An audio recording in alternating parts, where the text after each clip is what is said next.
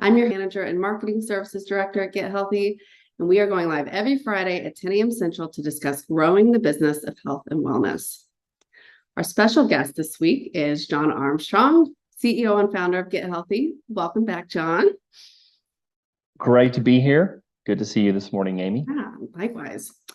So last week we talked about why you don't have to be tech savvy to get started with an online store. Today, we're diving into how you can make money while you sleep, which is really how you can have a successful business in this industry. So Jon, let's talk about money and how we can help those that are watching. Where do you want to start? Well, glad to be here. Super excited about today's topic because we're really getting into the framework of business success, financial success. Okay. Just harking back to a couple weeks ago, I went through the 5 pillars of a successful business, and we're going to continue to reinforce those and give you more detail under them as we said we would. But just to refresh, that is a practice branded store. You got to have an audience that's broad in nature, both your clinical audience as well as those that you influence through good content marketing. Could be patients when they're not in clinic, but then a much broader audience of followers in social, your email list, etc. Product offering, the multi-category product offering, and we're going to talk about why that's so important today. Ongoing engagement, that regular cadence that we talked about, where you're having a conversation with those that you're influencing. And lastly, that relationship experience. So that's our acronym PAPER in this digital world. That's our backdrop. But as we dive in, before we look at the revenue and making money while you sleep side of the equation, let's look at the cost side just as the backdrop as we move into more detail on the revenue side. Okay. In any good business, first you have to acquire that audience, and in our industry, oftentimes that starts with acquiring some patients. Okay, and I've seen a lot of consultancies in the industry, from Mindshare Collaborative, Big Boost Marketing, who have done a good job and continue to do a good job teaching practitioners how to acquire new customers.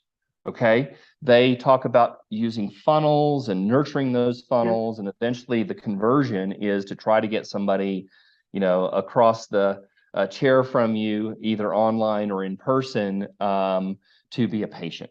And there's a cost associated with both those patients, and then more broadly, as you do some of those similar activities to acquire consumers who are maybe following your content and become customers. But let's look at that cost side of the equation. Okay. So the cost of customer acquisition is a standard metric that looks at the total cost that you spend from a sales perspective and a marketing perspective.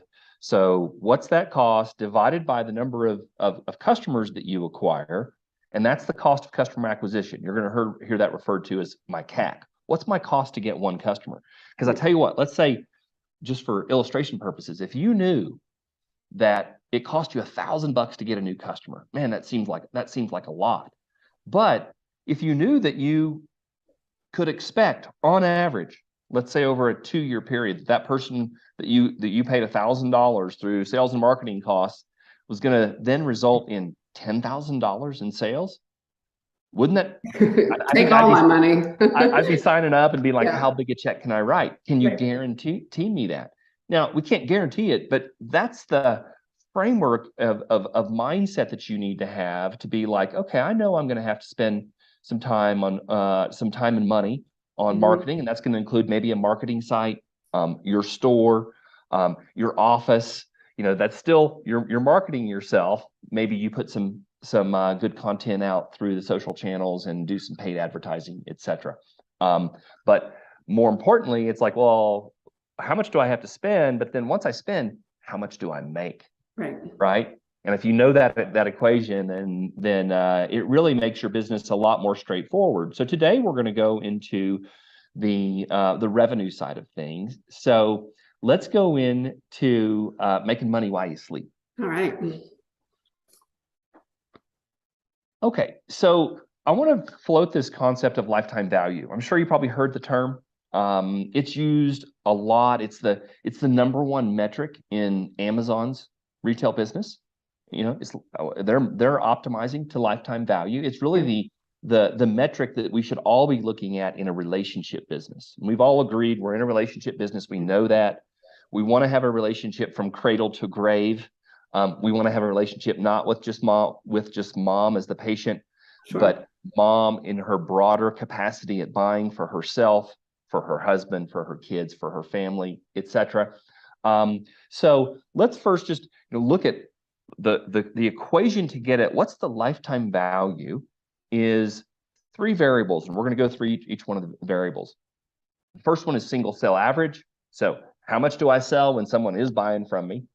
Number two is how many transactions in a given period, let's say a year. And then the retention period. How long are they buying from me and being one of my clients? If you can understand those things, that gives you that lifetime value number. In my fictitious example, that $10,000 number for a $1,000 customer acquisition. Now, your cost of customer acquisition probably won't be that much, but your lifetime value could. So let's dive into single sale average first. Okay. So, your average order value, it's a common term you'll hear, AOV, that people talk about in online selling, is really driven by a series of things. First off, you got to have a practice branded store. Okay. So this goes back to our one of our pillars. And the reason is you're trying to create a shopping experience. And if you're sending them to third parties, then that's not a shopping experience for you to optimize and maximize, how much are they going to buy in that one instance where they're working with you. If you send them to a third party or you send them to an affiliate, they're probably best case scenario, they're going to buy that one product. Right. So your average order value is only going to be the cost of that one product. So if you send mom to a third party just to buy that hormone product, your real ultimate potential outcome is just for her to buy that one thing. Sure. 'Cause it's not a shopping experience. It's a transaction. It's not a relationship experience. It's a transactional experience. Okay. So it starts with practice branded store. Now, what do you have for her to buy? Okay. If all you have is that one supplement, then that's all she's going to be able to buy. Or if all you have is supplements, then she might buy another supplement here or there. We're hoping she does, because if she's buying from you and you have a practice branded store, you have a lot higher likelihood that she will, because she is going to shop. She's not just going to transactionally go buy that one thing that you've suggested, let's say from a clinical perspective. Yeah. You want her eventually to think of you as her destination for health products. So once again, going back to our pillars, you need to have that multiple product category offering so that she randomly buys, maybe some skincare products while she's buying those hormones that you've suggested to her. So the second variable to drive the average order value up is to actually offer a multi-category store. Makes sense. Okay, so got our store, got our products on it. How are we merchandising that? Okay, merchandising, just like in physical retail, the end caps at a grocery store, when products are on an end cap, guess what? They sell more. Oh yeah. So the brands that are on end caps, they're paying for that space. Yeah. Because they know it's more valuable. So for you, when you think about your store, there needs to be some flexibility about connecting what you're offering to what you're doing in your business.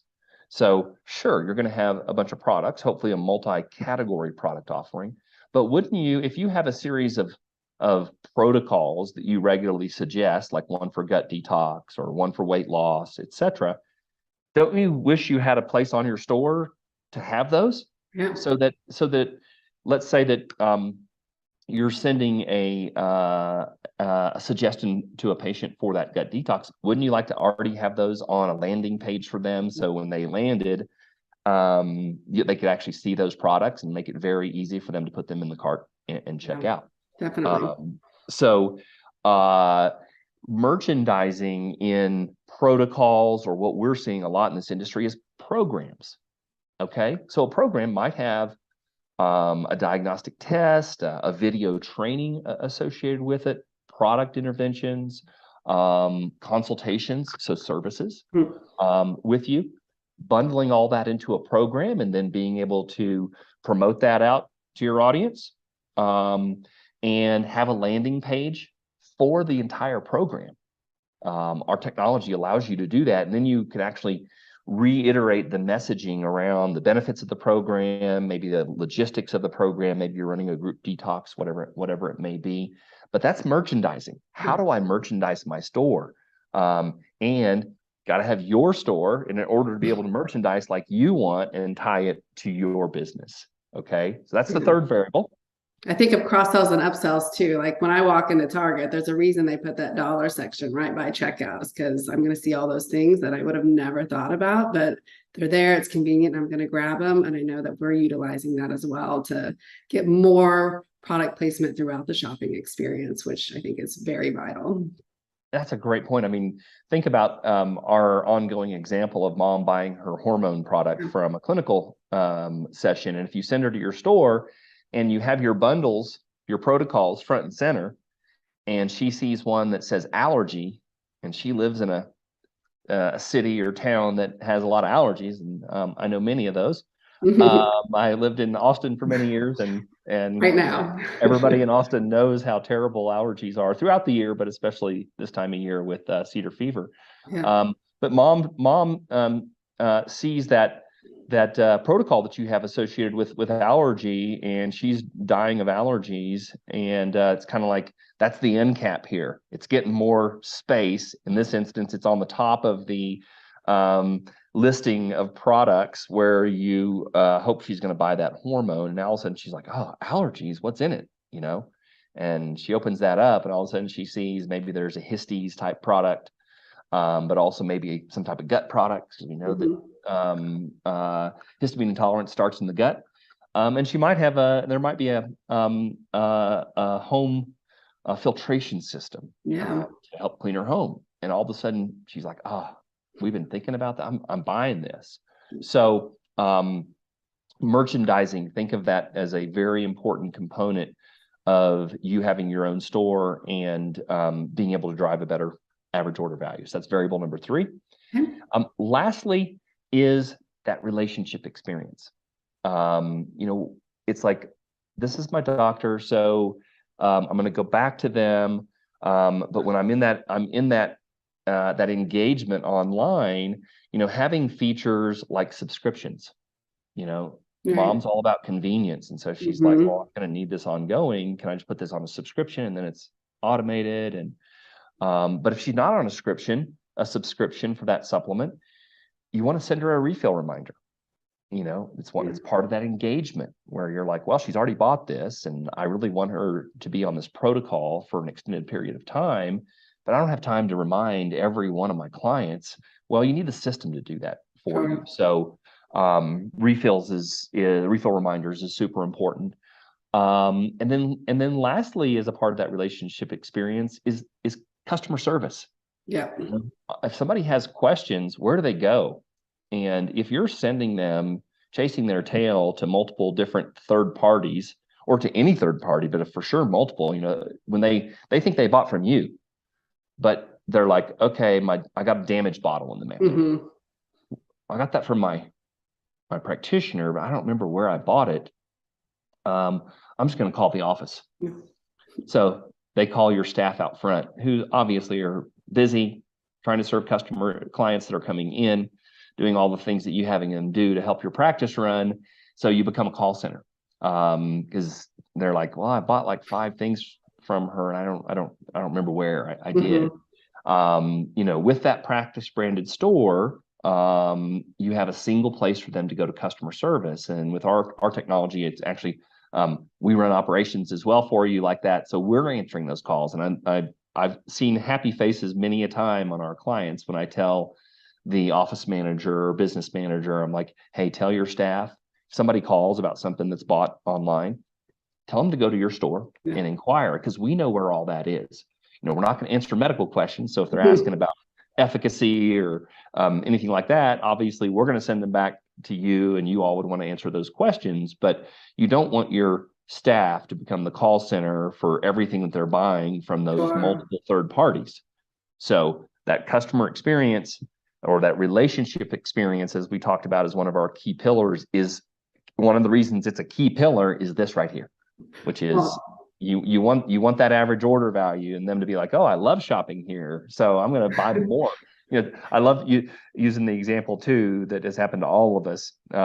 We go to Amazon to buy one thing, and we're like, oh, I need that and every that time and that, and all of a sudden you have 4 or 5 products in your cart. So that average order value is lifted. So all those factors go into to driving average order value as a component of lifetime value.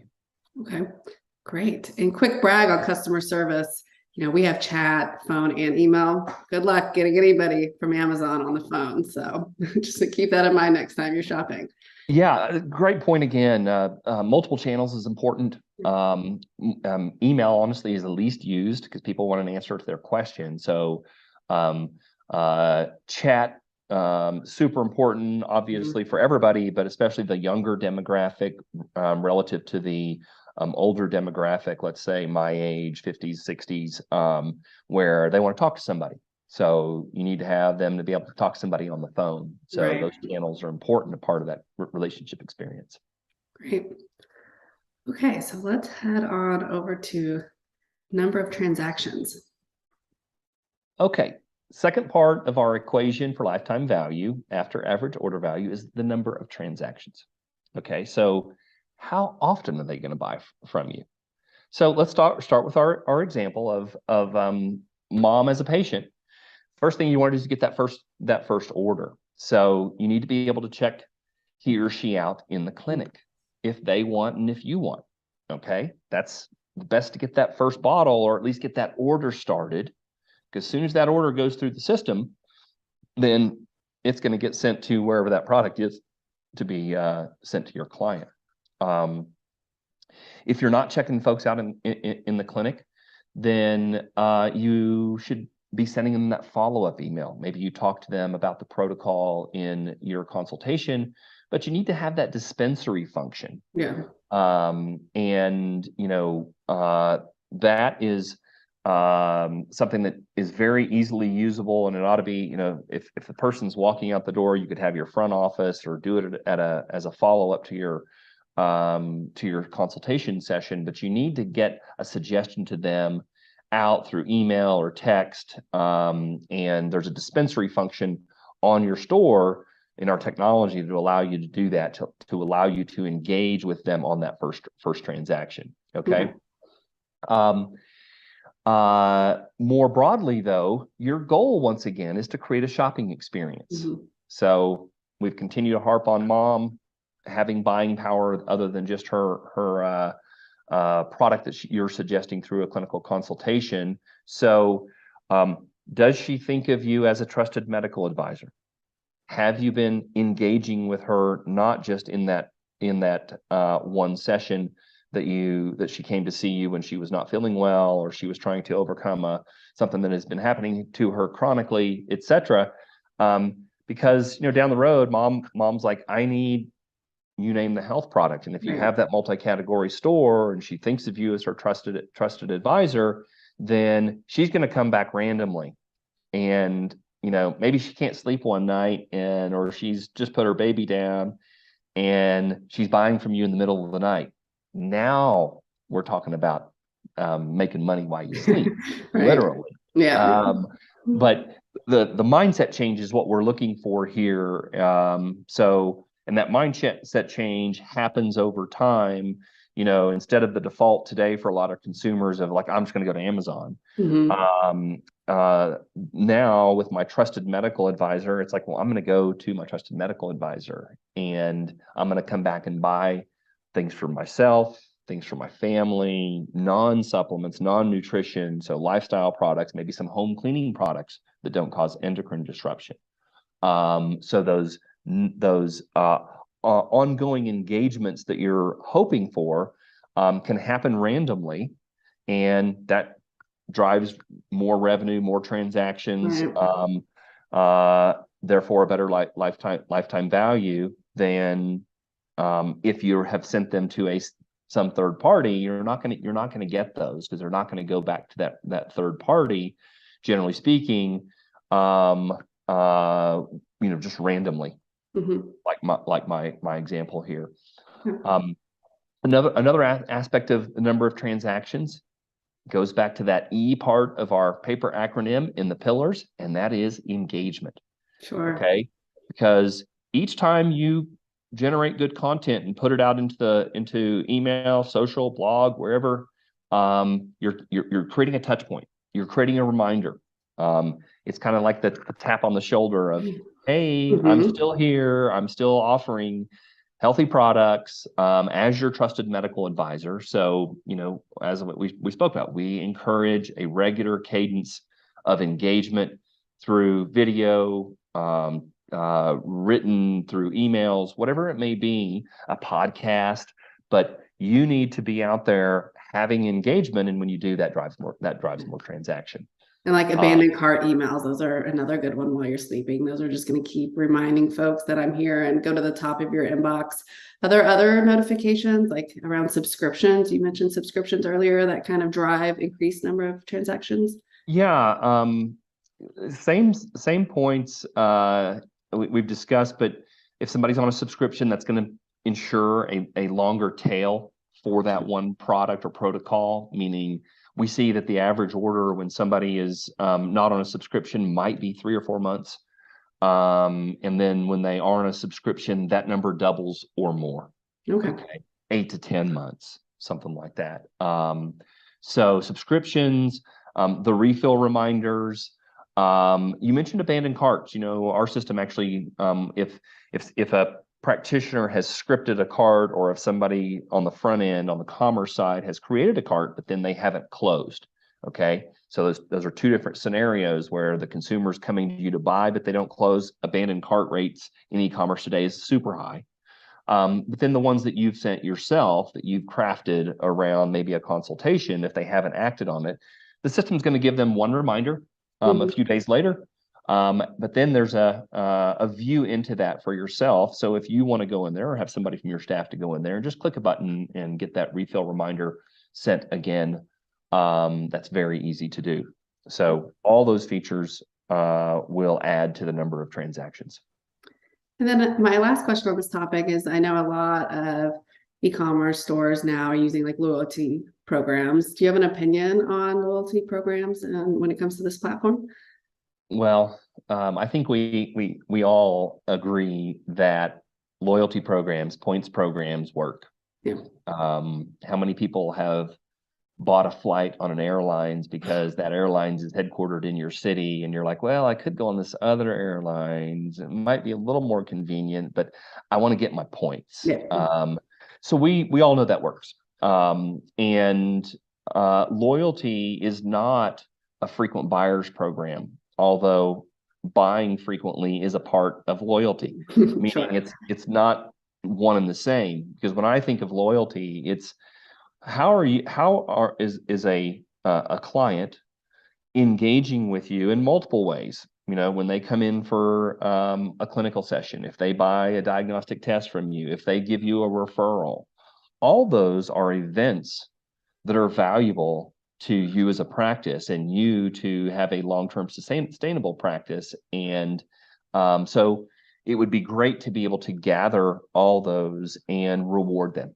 And that's something that's on the drawing board for us this year, is to provide that loyalty program functionality for practitioners, so they can offer it for their practice as a whole, and then and offer it for purchases, obviously, and then turn around and give some credit to the buyer for their continued working with you, kind of a small thank you, if you will. Yeah. And that reinforces that relationship and that shopping experience. It's a shopping experience, where I'm going to go buy my health products, and I'm going to get rewarded for it, both with good products, healthy outcomes because of the good products, and then I get some discount on an ongoing basis because I'm buying from my trusted advisor. So yeah, I'm big fan of loyalty programs. Great, that's exciting. It's on the deck.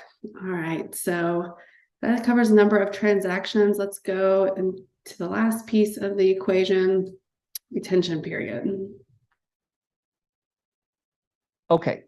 Third of our third variables is retention period. And this, there is no like silver bullet and somebody's going to stay with you forever. Obviously, we know that people are independent thinkers, and but retention period really goes back to something that's holistic through the practice, and that's that relationship experience. It's, do they have a good experience if they're walking into your clinic? Do they enjoy that receptionist that's greeting them, their interaction with you, when they're across the chair, or when you're doing content when they're not in the chair to them? Is that interesting content? Is it relevant to achieving healthy outcomes, to the things that you focus on? Is it relevant not just to that patient base, but more broadly to those that you're influencing through that good content? So a lot of these pillars kind of self support, and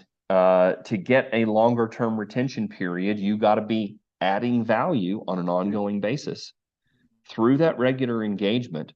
And then when you add value, you then get to derive some value out of that. So it's a good trade-off. So that's the retention period. It's our shortest one because it's all about the ongoing experience and being front and center and top of mind to them, around you being their trusted medical advisor. And then a couple of years from now, maybe they haven't come and seen you, or maybe they've been reading your content but not buying anything, and all of a sudden they're for a while, but they're like, oh, she just wrote her post on detoxifying the body with an infrared sauna, and we've been thinking about that. Let's do that. So our clients, by the way, I love using this phrase, but they're looking to help people from cradle to grave. Okay. And obviously come in along the way. But that's what retention period's all about. Sure. Whenever I think retention, I always think you can't go out and buy seeds, toss them in the ground, and expect to have this beautiful flourishing garden when the season hits. Like, there's a lot of touch points, a lot of things that have to happen on that journey. And it's the same thing with e-commerce marketing. We got to nurture those relationships, help them grow, and then you start to see those conversions, and then that revenue start to grow. Yeah.